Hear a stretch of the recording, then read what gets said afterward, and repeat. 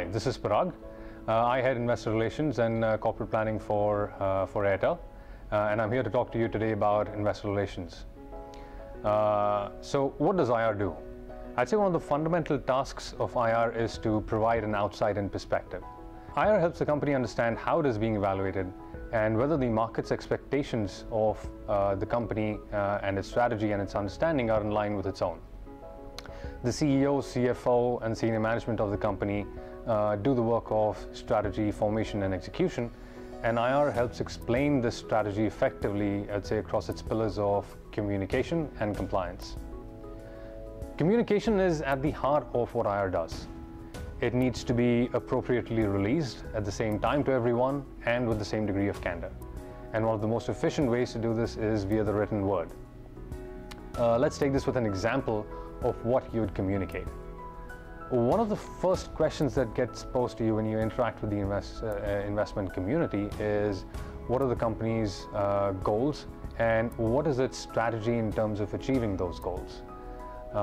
At Airtel, we have what we call our GPS, which essentially helps articulate our vision, mission, our strategy in terms of how we'd achieve those goals and how we'd go about measuring our performance while we do so.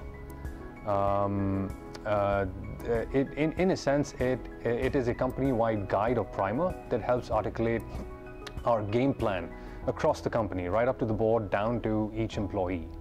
I'd say IR uses this effectively as a way of communicating our organizational strategy, tying in with real-world outcomes.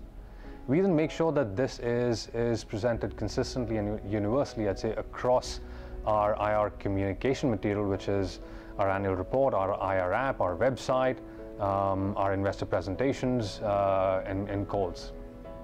One of the best practices of IR, I'd say, is to be prepared at all times. A company, especially one such as ours, can be surrounded by myriad issues, from industry trends to regulatory changes to competitive behavior. So at Airtel, it helps, and this is what we do. We have an anticipative questions and answers list with senior management inputs and, if needed, legal and regulatory.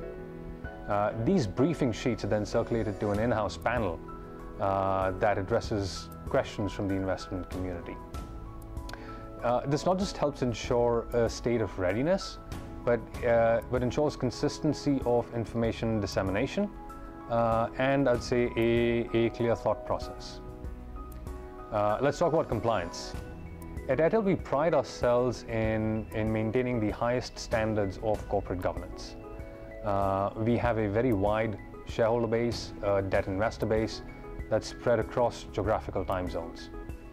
So in order to ensure universal dissemination and not just regulatory compliance, we have a very well-defined and publicly disclosed policy on handling and dissemination of unpublished price-sensitive information.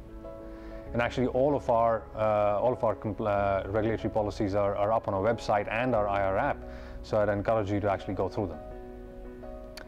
Coming to IR's impact and assessment. Effective IR helps a company in three ways: gain access to capital, achieve improved liquidity of shares, and fair valuation of the company. For access to capital, a periodicity map is helpful. At Airtel, we use it to maintain consistent dialogues across our analyst and investor community, both new and existing investors. It not just helps establish a relationship with the investment community, but I'd say maintains touch points that the company could use and leverage as and when needed.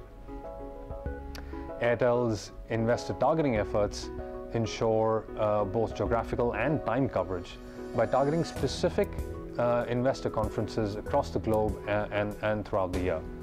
Profiling and explaining the company and its strategy on a continual basis to the investment community helps maintain greater awareness and helps maintain interest as well. This then helps attract pools of buyers and sellers, which can then lead to potentially greater liquidity of its shares. Assessing IR programs, I'd say one of the ways that you could do it is by looking at the stability of your shareholder register. At Airtel, our top 25 shareholders, both domestic and international, are fairly sticky, fairly stable. That also goes to show their belief in the company and their belief that it's a good investment.